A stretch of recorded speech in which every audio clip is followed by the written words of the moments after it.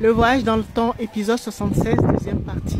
Donc, comme je l'annonçais dans la première partie, nous allons voir comment on met en place notre ordinateur quantique. Donc, cet outil formidable qui est à notre disposition pour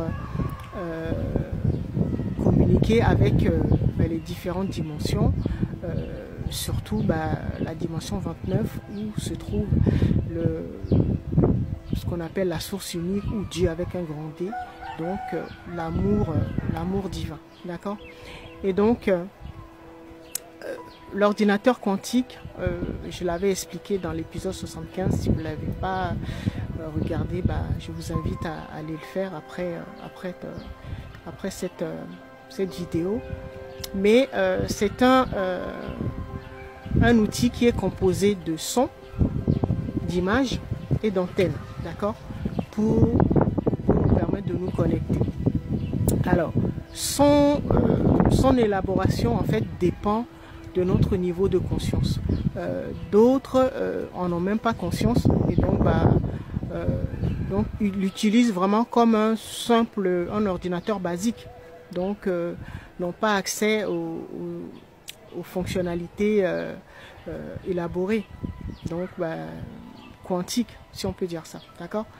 Et donc d'autres en ont conscience mais ont du mal vraiment à le reparamétrer pour pouvoir nous permettre d'avoir beaucoup plus de fonctionnalités, d'accord.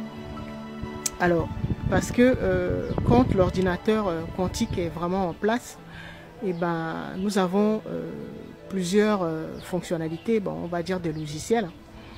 Et donc, par exemple, on peut l'utiliser pour décoder les informations qui sont dans notre environnement, c'est-à-dire sonder les énergies des êtres, des lieux, nous connecter aux informations que nous renvoient par exemple les ancêtres galactiques, donc on a parlé précédemment dans l'épisode 75, d'accord, ou directement avec la source, parce que vous avez compris que plus nous évoluons et plus notre outil de communication doit être adapté, d'accord, parce que communiquer avec les êtres les plus évolués, c'est assez difficile. Il faut être vraiment, en plus d'être un télépathe de très haut niveau, il faut un niveau d'empathie très très très très élevé, d'accord, vous avez compris. Et donc première fonction, déjà décoder les informations qui arrivent souvent sous forme de code ou d'image. Et donc c'est tout ce qu'on appelle le langage symbolique, les symboles, des couleurs. Il faut pouvoir décoder tout cela et les transcrire en langage humain. Ensuite, on peut l'utiliser pour les régressions. Les régressions, c'est-à-dire pouvoir avoir accès à la nature de notre relation avec un être. Par exemple, nous arrivons dans une famille, notre famille d'accueil sur Terre, savoir à quel notre père, notre mère, nos frères et sœurs, par exemple, quand est-ce qu'on les a rencontrés dans une vie passée, sur quelle planète, dans quelle dimension, et quelle était la nature de notre relation, pourquoi cette fois-ci cette conscience ou cet être joue le rôle de parents ou de frères et sœurs, voilà, vous avez compris. Voilà, c'est pour faire des régressions, repartir dans la boucle temporelle pour essayer de comprendre la nature des relations qui nous lient avec les différents êtres, d'accord. Voilà, ça c'est ce qu'on appelle la régression, par exemple.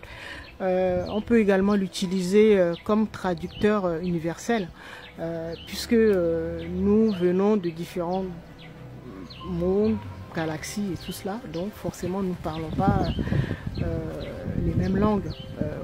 Prenez juste l'exemple de la Terre, il y a des milliers de langues qui sont parlées dans le monde entier. Et donc, l'ordinateur quantique peut nous aider à vraiment comprendre, communiquer avec tous les êtres, hein, quel que soit leur langage, leur langue, et pouvoir décoder leur code culturel et comprendre bien leur langue. Surtout si nous avons affaire à des ancêtres galactiques. Par exemple, vous parlez français et que la personne, cet être galactique parle espagnol. Il faut être doté de cet ordinateur quantique pour pouvoir comprendre déjà ce qu'on peut. D'accord ? Voilà. Et donc, il y a plusieurs fonctionnalités qu'on peut mettre en place en fonction, comme je disais tout à l'heure, de notre source. Alors, comment ça marche concrètement? Comment le mettre en place? Comment nous fonctionnons, par exemple, lors des accompagnements pour aider les personnes à mettre leur ordinateur, à leur reparamétrer l'ordinateur quantique en place pour pouvoir connecter les différentes dimensions. Tout simplement parce que quand tout est en place et que nous pouvons communiquer avec la 29e dimension, c'est-à-dire la source unique, quand nous avons besoin d'une information, d'une solution, d'un remède, et la source unique nous envoie l'information, d'accord? Et donc déjà, il faut déjà le décoder. Et ensuite, la source va nous envoyer, va nous diriger vers un être galactique, donc un frère, un grand frère, sœur, qui est plus évolué, qui pourra nous aider. Parce que, vous savez, chaque âme a son parcours, puisque nous n'avons pas les mêmes parcours. Chacun de nous a un parcours différent, unique. Et donc, par exemple, si vous voulez ouvrir une boulangerie, la source va vous envoyer vers un guide, un être galactique plus évolué qui va pouvoir vous inspirer à mettre cela en place. D'accord?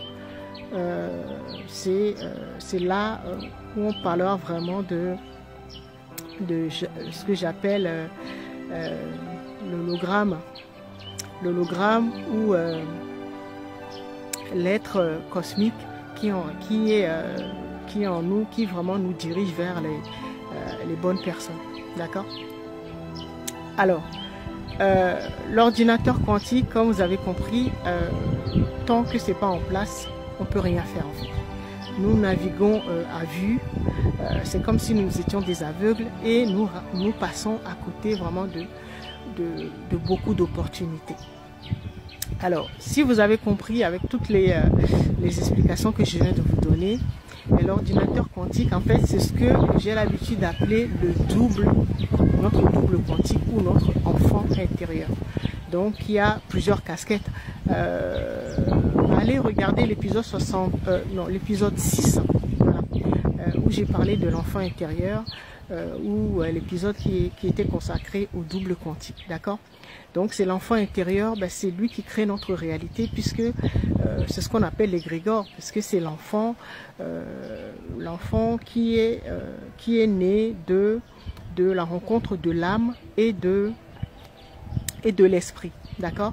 Donc c'est pour ça que il est important de procéder à la fusion de l'âme avec sa flamme jumelle, d'accord? Parce que faire ça, c'est ça qui nous permet en fait de pouvoir reconstituer la 29e dimension qu'on appelle l'amour, l'amour divin, l'amour désintéressé, et renouer donc avec sa flamme jumelle. C'est ça qui nous permet de reconstituer la source unique vraiment dans la matière, d'accord? C'est pour ça que c'est très très très important. Et comme ça, quand nous avons renoué avec notre flamme jumelle, la flamme sacrée, et c'est comme si nous avions directement à notre disposition dans la matière la source, d'accord? Puisque les deux archives se retrouvent, c'est ce qu'on appelle la fusion d'âme, mariage d'âme, le mariage sacré. Et nous avons notre ordinateur quantique en place, d'accord? Notre double quantique qui va nous permettre de tout faire. Comme il a plusieurs casquettes, nous allons pouvoir tout réaliser et vraiment profiter de notre